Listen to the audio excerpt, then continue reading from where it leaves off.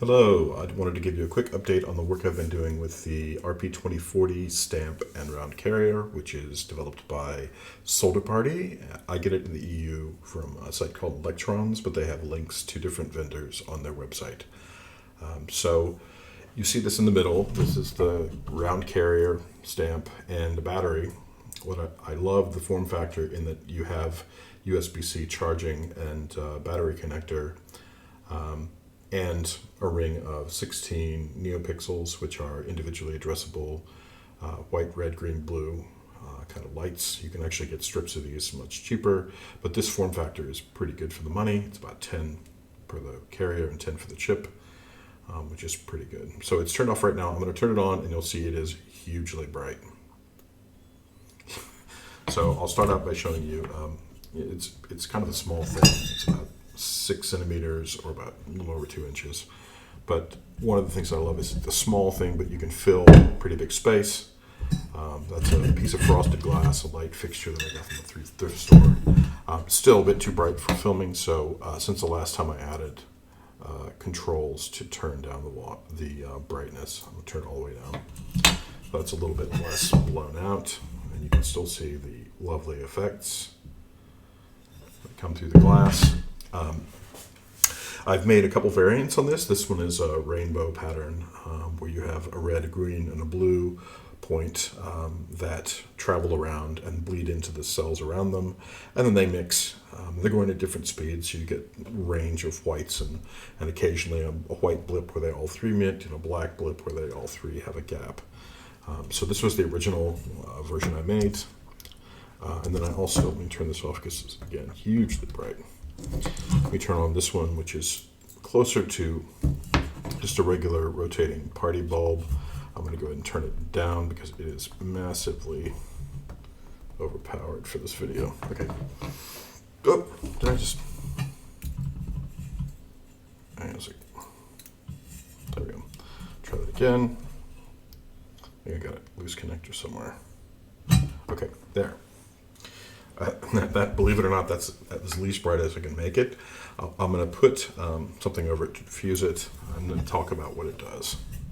So it's cycling through a color wheel, or my interpretation of a color wheel. I didn't do a lot of nuance between indigo and violet. I just basically did red, orange, yellow, green, blue, purple, and then red again. And it's similar to some of the party bulbs that we have upstairs, but I wanted something like this that I could do simply in in this kind of form factor. So all of this, by the way, is available on my GitHub repository. If you have a RP2040 stamp and carrier, you could install it. There's instructions there as well. I wanted to show you a few of the materials. This is pretty great. It's just a mesh bag that you use to store your produce in. It's very thin mesh, and when you fold it, you just can't possibly line it up straight, so you end up with this kind of diffraction grating, which really fills a lot of space for what it is. So I like that a lot. And then I also had this reading magnifier, which is a Fresnel lens. I always get the wrong side. Let me double check. Okay, I think this is a good side to demonstrate what I'm talking about. So you can see that when you look through it, you get these. It's hard to do it without making it too bright. But you get these tendrils, these kind of lines that it's being bit through, because the Fresnel lens has all these little edges, so it's catching on each, reflecting off each of the edges and making more of a line or a pyramid, depending on how you look at it. So it's a really neat effect.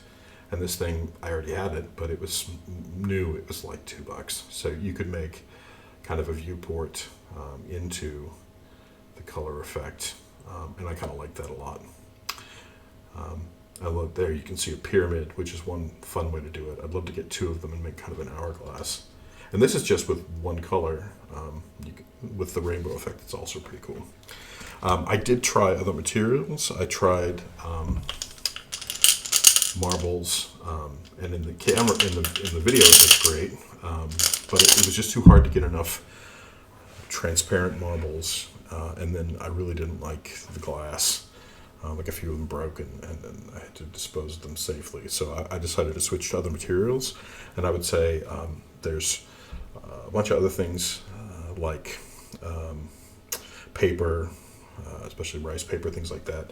But I think I'm going to stick to this for now because I already have so many of them, and you can just cut it to whatever size you need, and it's pretty good.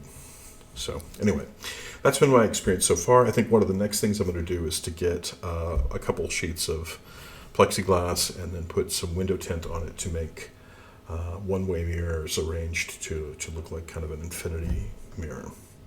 And I hope to have that as my next demo once I learn a few things about making a proper stand and about applying window tint. Anyway, hope you enjoyed the video, and see you in the next one.